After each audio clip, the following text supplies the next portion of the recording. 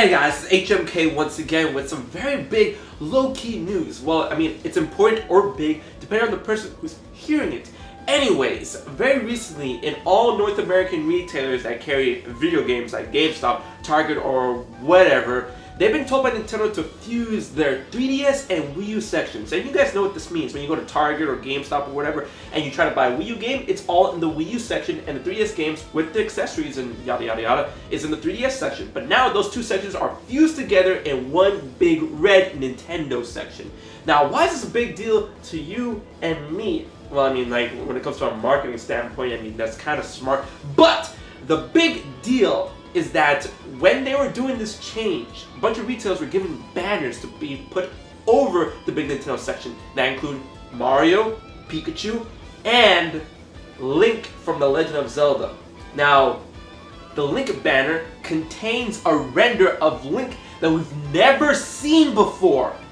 Why is this such a big deal? Because usually when Nintendo does things when it comes to Legend of Zelda or Mario, they just pick up a PNG file or a render that they always had and just, you know, slap it there, you know, like easy peasy, lemon squeezy type shit, you know? And for the longest, Nintendo's been using the Skyward Sword art for Link, the very artsy thing, and they could easily use the Hyrule Warriors render of Link or the Super Smash Bros. For Wii U and 3DS render of Link. They could easily use that, but no, we have some brand new render that we've never seen before, and this is a big kicker because this render seems to be in the style of Twilight Princess, but there are some interesting changes, including the color palette, the color swap, the brightness of colors when compared to the original Twilight Princess game, and even compared to the Twilight Princess render of Link in Super Smash Bros. For Wii U. The biggest thing is that the Master Sword appears blue, like straight cobalt type blue. For the longest, the Master Sword has been indigos ever since Twilight Princess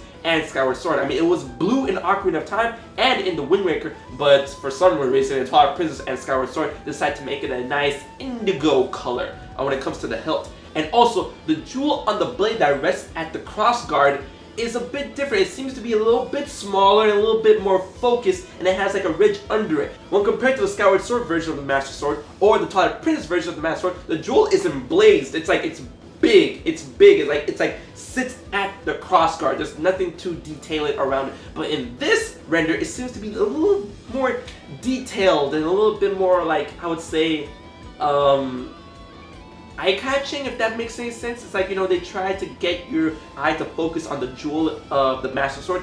So that's very, very interesting to think. Now, ever since this render has been out, a lot of people has been taking this as a sign for Twilight Princess HD. And that wouldn't be far-fetched. When you think about it, aside from Super Smash Bros. For Wii U and 3DS, the Twilight Princess render of Link has not been in any Wii U or 3DS games. There's no reason to create a brand new render for a section of Nintendo that doesn't showcase this guy in a game, let alone in his own Zelda game. We only see this render in Smash Brothers. So why would you do that? If anything, they could have easily used the Wind Waker HD render of Link, the Hyrule Warriors render of Link, because they actually have games on the systems. So why? This is when the conspiracies blow out, and this is when my mind shatters.